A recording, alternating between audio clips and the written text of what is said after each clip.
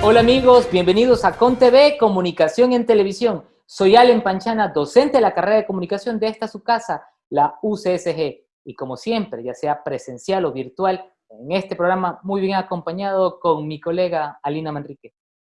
Así es, Allen. Gracias a todos quienes nos siguen en ComTV más R. El tema de hoy, las prioridades de una agencia de noticias en coberturas. Recuerde además que este programa es retransmitido por UCSG Radio. Aquí Aquí empezamos. empezamos.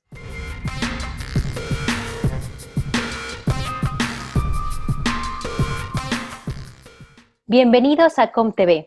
Hoy hablaremos de la cobertura internacional y las prioridades de las agencias de noticias en coberturas. Y para hacerlo nos acompañan dos invitados de lujo. Gonzalo Solano, licenciado en Comunicación Social y director corresponsal en AP. También está con nosotros Javier Villasís, periodista, ex anchor de Univisión y actualmente colaborador en Telemundo Internacional desde Orlando. A Gonzalo le preguntamos, ¿cuáles serían esas pautas que debe tener un corresponsal para conocer el panorama económico, político y cultural del país al que le ha tocado asistir?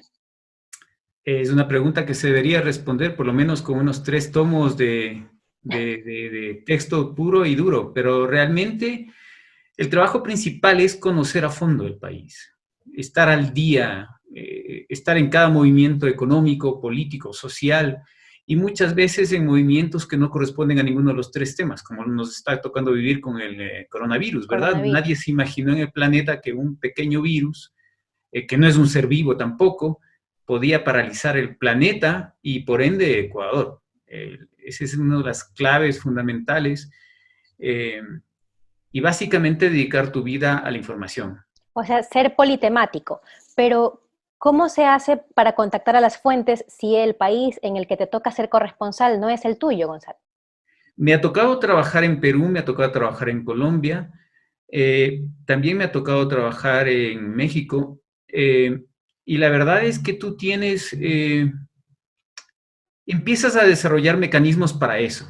Es decir, si tú lees, por ejemplo, la economía, la política, por poner un nombre de Perú, donde he trabajado muchísimas veces, ya sabes quiénes están marcando la pauta. Es decir, quiénes son analistas, quiénes son las voces cantantes en economía, en fin. Entonces, básicamente, ya les pones a ellos. Y ahora con el Internet es muy fácil. Antes era muy complejo hacerlo, localizarlos, pero ahora es muy fácil ya. O sea, estamos hablando de empaparnos a través de los medios del país al que vamos. No solamente a través de los medios, sino también a través de artículos de economía, artículos de política, de analistas internacionales. Fíjate qué interesante también.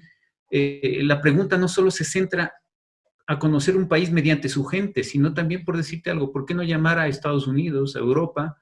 ¿Por qué no llamar a otros países en busca de reconocidos analistas para que interpreten nuestra realidad, que muchas veces por estar inmersos en ella, puede parecer que también nos limita a la perspectiva?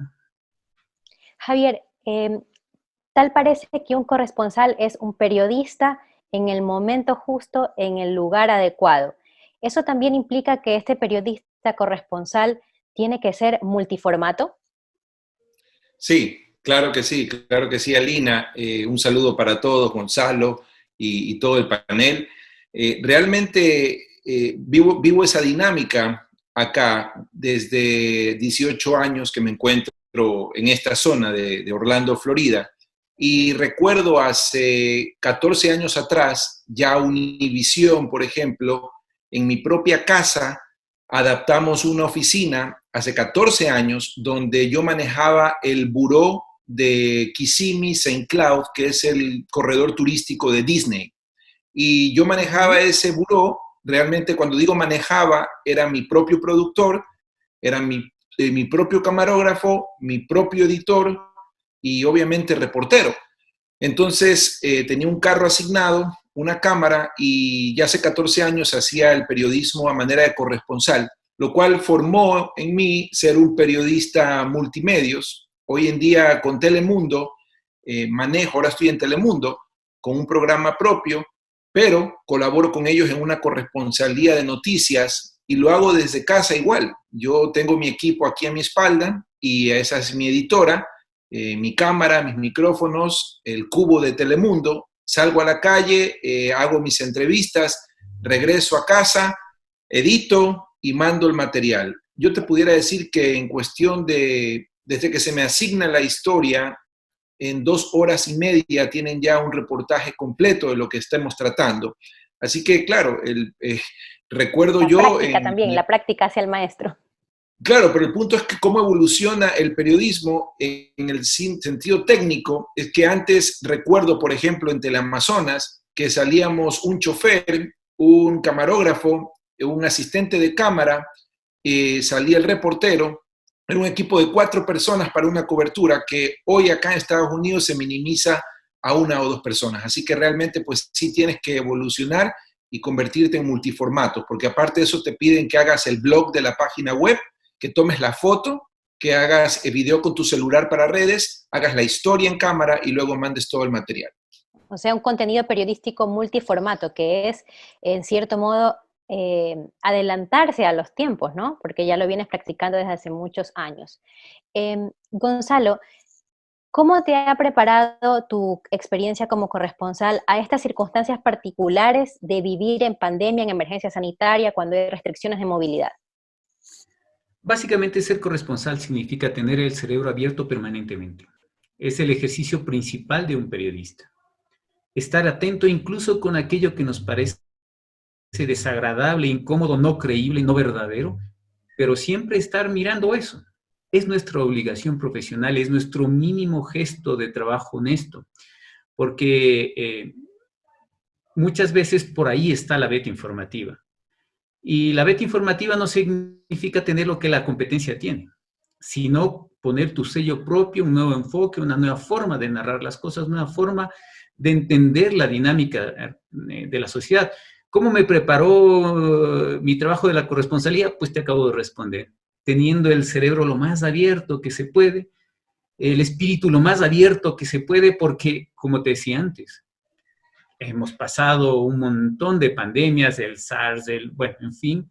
Bueno, esto es sin precedentes de lo que No, pero conocemos. las otras fueron unas pandemias también casi mundiales, pero nosotros nos sentíamos de alguna manera aquí en Ecuador ajenos a ellas.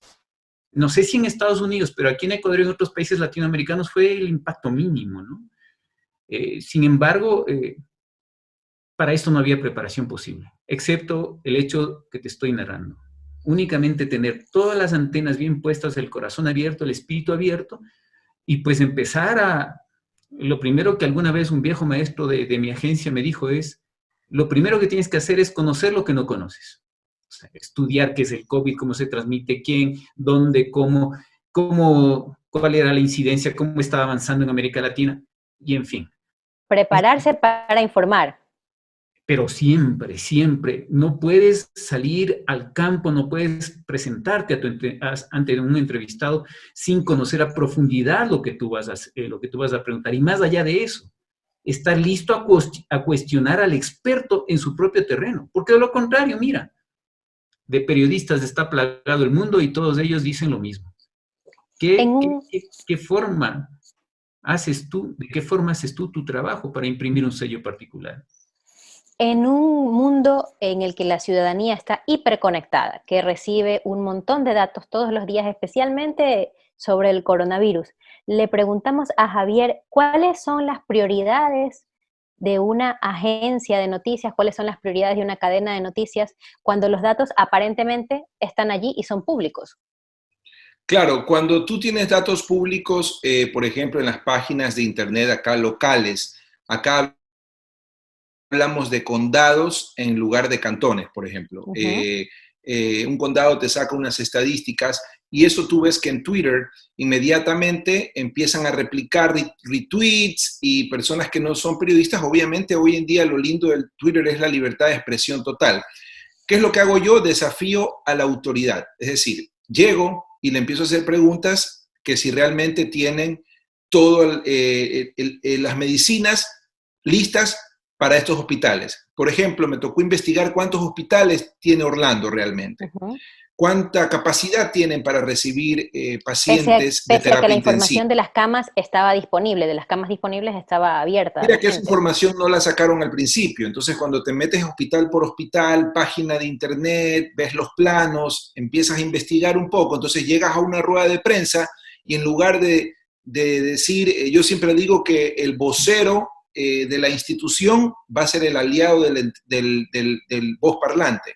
Y el periodista tiene que tratar de ir por donde el vocero no logró cubrir. Entonces, ahí es donde yo hago las preguntas y ahí empiezan a contestar o te dicen, bueno, esa respuesta se la vamos a tener más adelante. Entonces, ¿qué diferencia eso de la información establecida y oficial en que tienes que investigar un poco más allá para por lo menos llegar con una información que no tenían preparada? Y no porque yo salga luciéndome como el periodista que preguntó diferente, sino porque hay que hablar la realidad. Hay que hablar, por ejemplo, de que en Orlando, Florida, estaban diciendo de que estaba todo bien, que había capacidad para atender por lo menos unos 3,000 pacientes, pero resulta que cuando te pones a ver, había capacidad para 1,000 a 1,200 personas en terapia intensiva. Entonces realmente no había capacidad para tantas personas. Gracias a Dios, pararon a tiempo, el condado cerró Disney, ¿verdad? Una vez que cierra Disney, ya empiezas a cerrar el flujo de turismo. Orlando el año pasado recibió más también de es un golpe económico importante en el caso de Orlando. Mire, hablamos que Orlando el año pasado recibe casi 80 millones de turistas. Para que tengan una idea, Disney despidió al 80% de su personal, el parque acuático de SeaWorld despidió al 90% de su personal, Universal Studios al 60% de su personal. Realmente van a estar cerrados quizás hasta el mes de julio, donde dicen que ahora puedes hacer reservas para hotel. Así que la economía obviamente pega duro, pero en las ruedas de prensa yo trato de ir por los atajos, por la información no publicada, la busco y esa es la que trato de preguntar.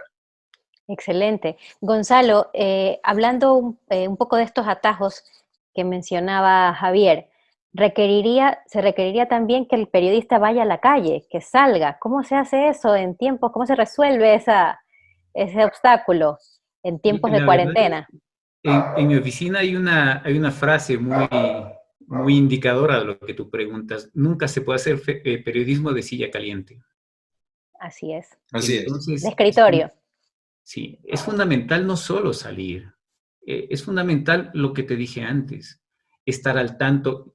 Mira, quizá no se haga mucho aquí en Ecuador, pero es necesario hacerlo, salir a tomar un café con tus contactos, buscar gente que sepa y hablar con ellos más allá de la entrevista formal, porque muchísimas veces te puedo mencionar, incontables veces, perdona, que en conversaciones informales he obtenido el dato preciso que más adelante me ha servido para montar una nota. Me ha servido para comprobar aquella situación que todo el mundo habla, pero que nadie se atreve a decir.